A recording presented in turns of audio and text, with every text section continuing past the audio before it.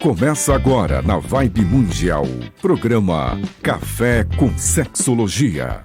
Falando sobre sexualidade, saúde mental e relacionamentos de casais. Apresentação do psicólogo e sexólogo Oswaldo Rodrigues. Olá, pessoas. Quero dar as boas-vindas a você. Sim, você que nos ouve com um objetivo de entender melhor como são as questões da sexualidade, relacionamentos de casais, cuidando da sua saúde mental. Vocês sabem que sempre trazemos pesquisadores, profissionais que trabalham, estudam especificamente coisas da sexualidade e dos relacionamentos de casais. Aqui do meu lado vocês já conhecem, porque ela também já esteve no nosso programa, a professora Vera Vaccari. Ela também é professora no nosso curso de especialização em sexologia aplicada. E Vera, quem é que nós temos de convidada hoje? Porque é convidada especial, claro. Nós temos uma pessoa super especial, que é a Renata Piccolo, que vai trazer a pesquisa dela, super recente, super interessante. Sobre o que é, Renata? Conta então já. A Vera deixou um suspense assim. Bom, eu já vou dar um spoiler, então, que são sobre os impactos da masturbação na saúde sexual feminina. Você já usou um argumento, saúde sexual, isso é diferente? O que tem a ver com masturbação? Conta pra gente, o que te levou a estudar isso? E a gente vai começando a perguntar coisas aqui, porque eu tô curioso para saber como é que você desenvolveu isso tudo. Bom, primeiramente, o que mais me levou, o que me incentivou foi o meu trabalho com mulheres na clínica. Na clínica você é psicóloga? Eu sou psicóloga clínica. Isso é importante saber. Agora sexóloga também. E eu sempre trabalhei com mulheres, sempre foi o meu foco. Mas foram surgindo ao longo do meu trabalho questões de sexualidade, questões sobre sexo, sobre entendimento do próprio corpo. Deixa eu te interromper, porque Por assim, favor. soa uma coisa para mim. Parece que profissional de saúde, se prestar atenção, vai ter que perguntar sobre sexualidade. Não é, Vera? Porque Eu não consigo entender que o tema não surja de alguma forma, né? É que é tão pode não abrangente. surgir como um problema, mas pode surgir de alguma forma, vai aparecer, seja na relação, seja de outra forma. Mas então significa que você prestou atenção nisso, e é por isso que você está aqui conversando com a gente hoje. Exato, sempre foi uma temática que eu gostei de falar, de estudar, até na faculdade, né? Sempre gostei de falar de sexualidade, seja sexualidade, sexo, autoconhecimento, etc., até questões LGBTQIA+, né? Mas como eu fui reparando que foi surgindo muito na clínica, o autoconhecimento, problemas entre os casais, seja homo ou hétero, que aparecia na clínica. E eu falei, bom, vou fazer a pós e vou estudar sobre, para eu poder me especializar melhor e atender essas mulheres, né? E é uma coisa interessante, né? Porque é um tema que se repete. Parece que falta de algum jeito, uma educação, algo que chegue às mulheres de verdade, né? Porque a gente fala, a gente lê, mas não chega, né, nas pessoas. De repente existem todos os tabus que interferem, que atrapalham o autoconhecimento. Está muito discurso e pouca prática. É isso que você viu mesmo? Eu senti exatamente isso nas Caramba, pesquisas. porque eu estava aqui pensando, Vera, a gente lê nas revistas femininas há muitas e muitas décadas exatamente o mesmo discurso de tem que ser, tem que fazer, e que traziam informações. Uhum. Uma temática até que, entre aspas, batida, né? Exatamente o que vocês estão falando. A gente vê muito em revista, a gente vê na internet, as pessoas falam muito. Começou a surgir muitas sex shop online, né? Feitas por mulheres, mas ainda assim a gente vê exatamente o que a Vera falou. Quando é educação sexual, quando a gente está falando de educação sexual para mulheres, quase nunca é falado de prazer, quase nunca é falado de autoconhecimento, quase nunca é falado de como usar a masturbação para o autoconhecimento. Então você já está usando o argumento masturbação leva a um autoconhecimento. Vamos especificar o que você está chamando de masturbação. Então, masturbação, autoestimulação, seja do genital ou de outras zonas erógenas, também conta como Olha só, você usou um argumento interessante. estimulação. Autoestimulação. É. Quer dizer, é um nome mais adequado e que faz mais sentido para o que você está contando. Uau! E aí? O que você estudou? Como é que você estudou? O que você procurou? Que informações? Aonde? Então, na minha pesquisa, eu procurei artigos que falassem sobre saúde sexual feminina, a relação com a masturbação e se havia ou não, ainda hoje, em 2025 ou 2024, tabus em relação à masturbação feminina. Não me surpreendeu tanto assim encontrar muito mais artigos que falassem sobre mulheres cis-hétero do que mulheres LGBT, mulheres trans ou pessoas com vagina, vulva. Isso eu encontrei muito pouco e quando encontrei era muito mais ligado à prevenção de transmissão de ISTs do que realmente os benefícios ou prazer e tudo mais. Vera, parece que a história do prazer é uma coisa que é complicada na nossa cultura, não é? Se fala muito, né, Oswaldo? A gente vê muito, né, Renata? A gente vê como o Oswaldo falou, muitas revistas falam, televisão fala, mas parece que não chega na mulher. E muitas falam que fazem, ou se tem uma coisa de liberação, mas, na verdade, é muito mais fantasiosa do que real, né? É muito mais o discurso do que a prática realmente. Porque as pessoas falarem não funciona. Você viu isso também, essa discussão? Eu reparei isso nas pesquisas, tanto que uma das pesquisas comentou sobre o aumento de consumo de acessórios, de pornografia, de contos eróticos e tudo mais, por mulheres, como uma tentativa assim, contrasexual, né? Como diria Paul Preciado. Mas ainda muito no discurso, porque dentro das pesquisas fala-se muito sobre a educação sexual. Ainda mais educação sexual de mulheres que são consideradas subalternizadas, são mulheres negras, marginalizadas, que tenham essa educação sexual voltada para não tenha filhos, ou prevenção para como não ter filhos, ou você pode até se masturbar desde que o seu parceiro, homem, não esteja. Caso ele esteja, o prazer é voltado para ele. Toda a interação é voltada para o orgasmo dele e não seu. A sexualidade feminina voltada para o prazer masculino. Exatamente. Essa é uma grande questão, né?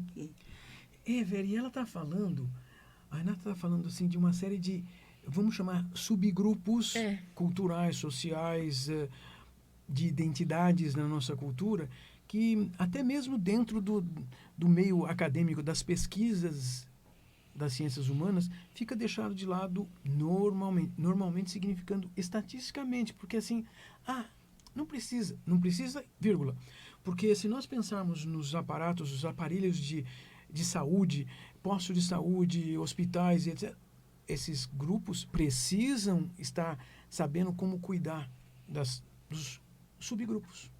E você está contando que nem isso está sendo discutido historicamente pelos grupos de pesquisa acadêmicos. Acadêmicos significa, gente, são pesquisadores cientistas.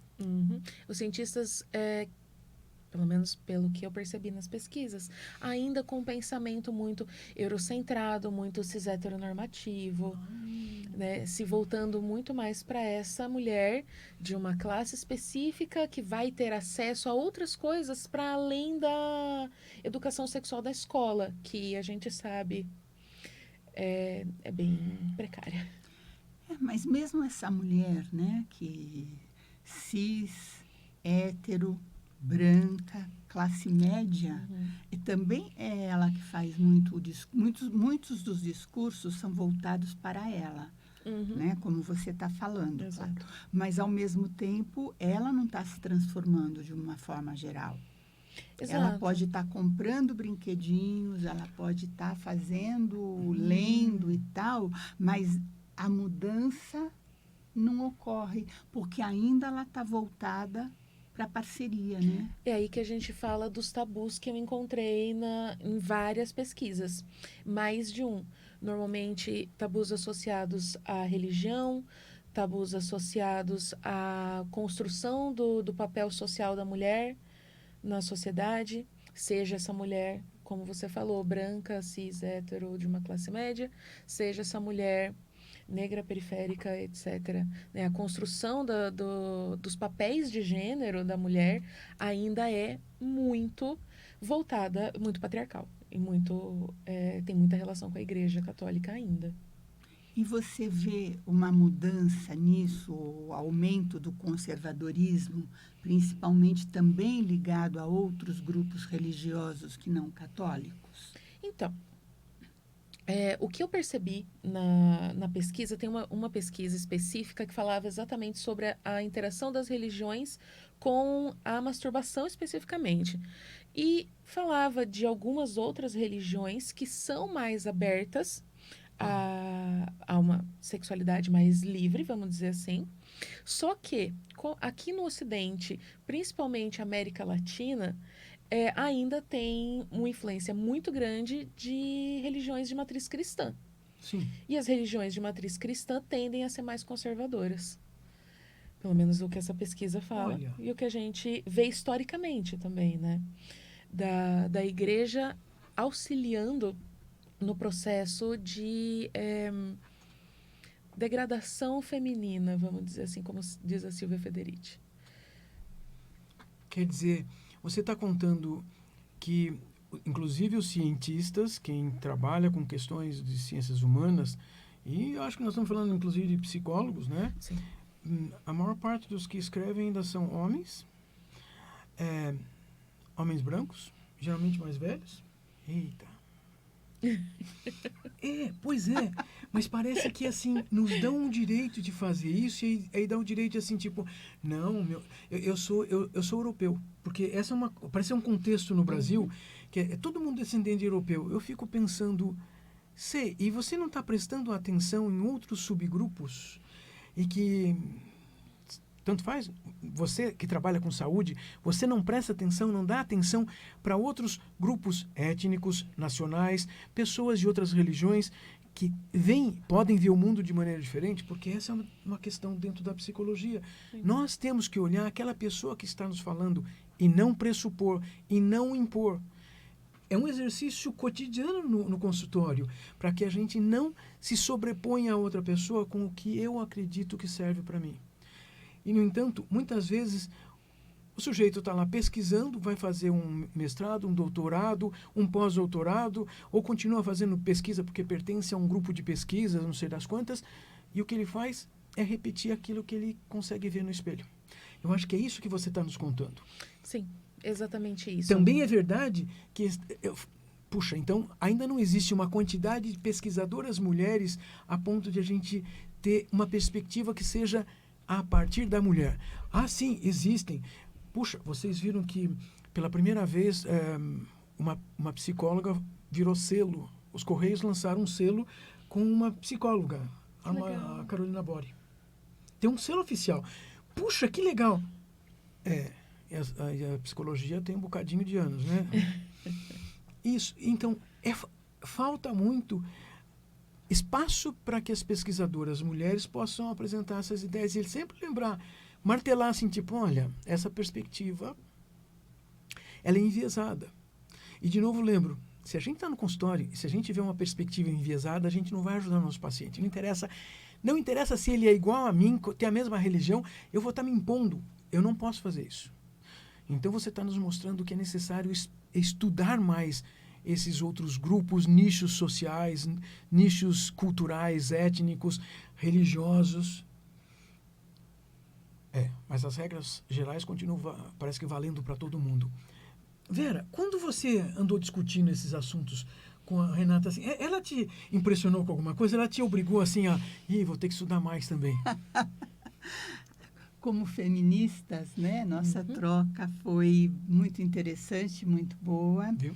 Trabalhando esse tema, né, da sexualidade feminina. E o meu sobrinho insistia muito comigo que lesse a Silvia Federici. E eu estava muito preguiçosa, porque a minha pilha de leituras está muito alta. Ela lê, gente, E ela aí, lê. eu leio muito. E aí eu falei, não, o jeito, depois de ler o material dela, eu falei, não, o jeito é ler a Silvia Federici, já comprei os livros e já estou lendo. Já comecei o Caliban e a Bruxa. Que Até pra porque eu mim- estava pesquisando recentemente sobre as bruxas.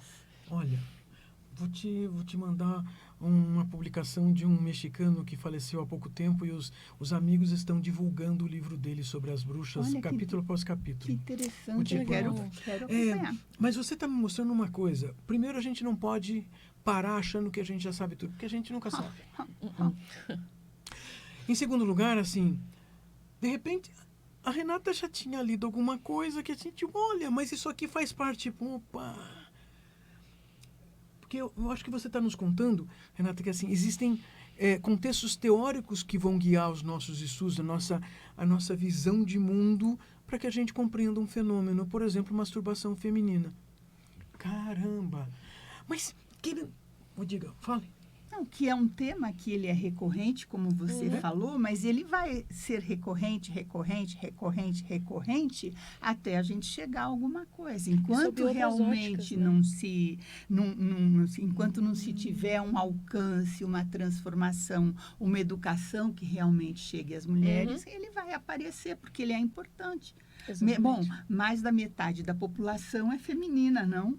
Mas a metade. Vamos lembrar que, assim, de fato, gente, na cidade de São Paulo, 51% das pessoas são mulheres. Então, assim, achar que... Não pense que... Bom, essas são discussões complicadas. Sim, vamos para outro lado. Me conta uma coisa. Assim, e quais são os impactos da masturbação na saúde sexual da mulher? Porque, assim, saúde sexual implica um monte de coisas, né? Exatamente. Não são impactos apenas físicos, são impactos psicológicos também, que vão desde coisas que a gente já vê na mídia, por exemplo, fortalecimento de assoalho pélvico. Né? Você está falando físico, Físico, o corpo passa a fisiológico funcionar mesmo. melhor. Exatamente. Claro. O corpo funciona melhor e a mente também. Então, coisas que eu encontrei vão desde melhora na autoestima, conhecimento sobre o próprio corpo. Então você está contando uma outra coisa especial, porque historicamente a gente ouve as pessoas dizerem assim, tem que melhorar a autoestima. Como? Como? Eu faço tem isso? mesmo. Não é? Assim, parece que é mágico. E você está contando. Não é mágico. Então, basta uma mulher, então, entrar no banheiro, se masturbar por 5 minutos e já melhorou a autoestima? Não é tão simples assim. Isso. Então, explica pra gente o que você andou lendo, estudando, que assim, tipo, olha, a coisa é um pouquinho mais complicada. Então, porque a masturbação, ela não é apenas... A autoestimulação. A autoestimulação, exatamente. Ela não é apenas uma... Ai, perdão, posso desligar? Eu acho que é o meu. A masturbação, ela não é apenas ir lá, estimular o clitóris e pronto. Isso. Ela é todo um processo. Então, pera um pouquinho. De fato, não é entrar ali 5 minutos. Não. Tem todo um mecanismo, inclusive histórico na pessoa. Ou seja, ela já precisa... Vamos dizer que tem uma mulher que estava te ouvindo aí, tipo, então eu vou fazer isso agora. Assim, nunca fez na vida. Isso é assim? Não, Bom, não é... Antes de tudo, tem uma autopermissão, né? Isso, Eu tenho que me dar a exatamente. permissão, não é? Exatamente. Não é assim. Essa é a grande questão. E é aí que está o grande problema. Porque, normalmente, as mulheres não se dão essa permissão. Ou seja, a mulher na nossa cultura já está assim condicionada a alguma coisa do tipo, ela não deve fazer estas coisas. Isso. E por isso que eu insisti em a gente usar a autoestimulação. Podia ser a autoerotização. Também. Mas aí já depende, acho que a autoerotização já depende muito mais dessa permissão. Mas Vera, e se a parceria, a outra pessoa não der permissão? Eita! Daí é que entra que as coisas são muito mais complexas Isso, do gente. que parecem, não é? Isso. Porque se uma mulher depende da Isso. permissão da parceria para o contato com o próprio corpo, é porque realmente ela tem um outro caminho a percorrer Isso. antes dessa autoestimulação, se permitir essa autoestimulação.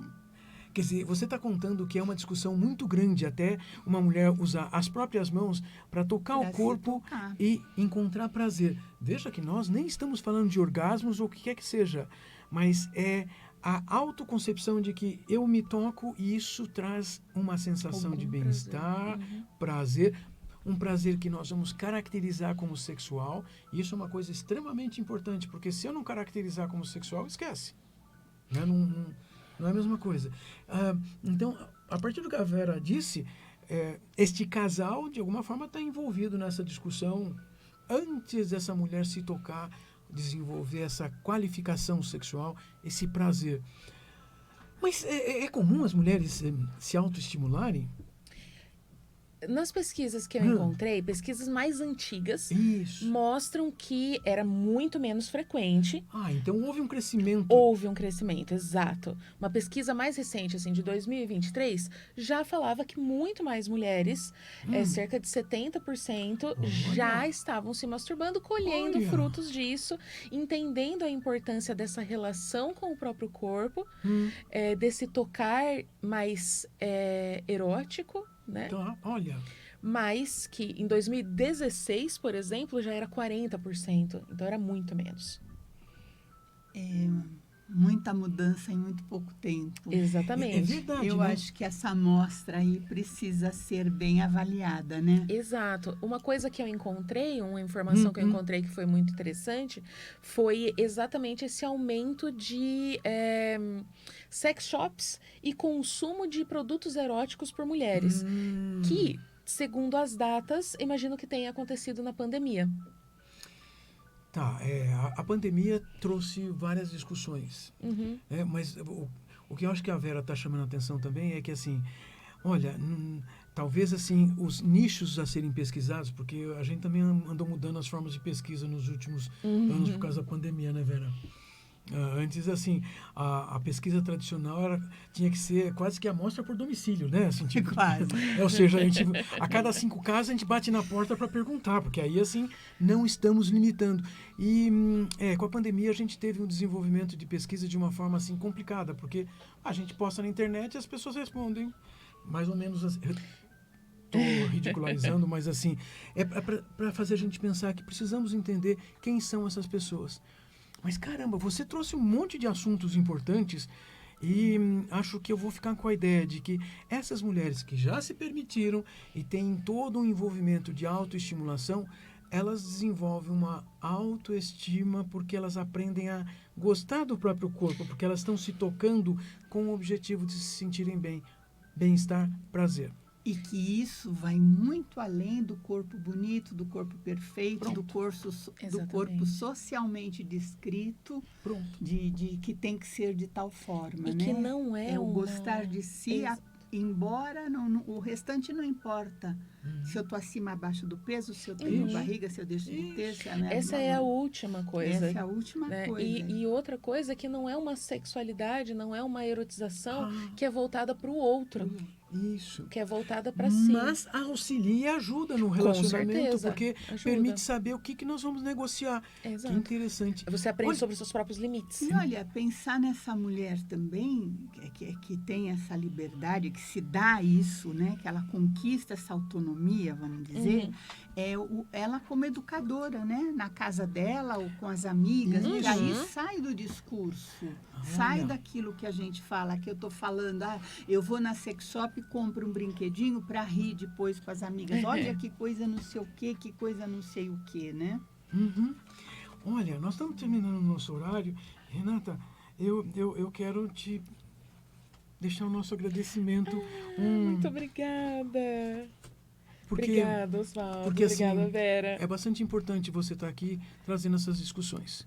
Porque são essas discussões que vão fazer todo mundo que está ouvindo, que vem assistir ao longo da semana, não só ao vivo aqui na Rádio Vibe Mundial ou no Instagram Café com Sexologia, mas esse é um mecanismo que vai ao longo das semanas e fica disponível para todas as pessoas. Eu quero agradecer a sua participação, agradecer a Vera que veio aqui participar dessa discussão, porque eu sempre gosto de ouvi-la, porque ela me chama a atenção, porque A gente é enviesado. Eu adorei.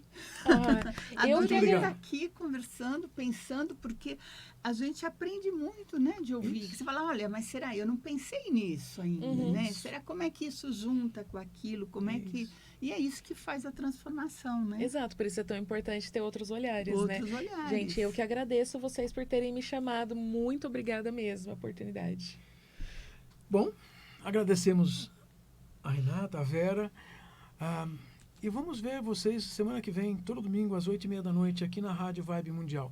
E não se esqueçam, nós temos um congresso internacional multidisciplinar sobre sexualidades que o INPASEX, o Instituto Paulista de Sexualidade, organiza e promove no ano de 2025, no mês de maio, de 8 a 10 de maio, no Hotel Lex, aqui em São Paulo. Até mais, gente.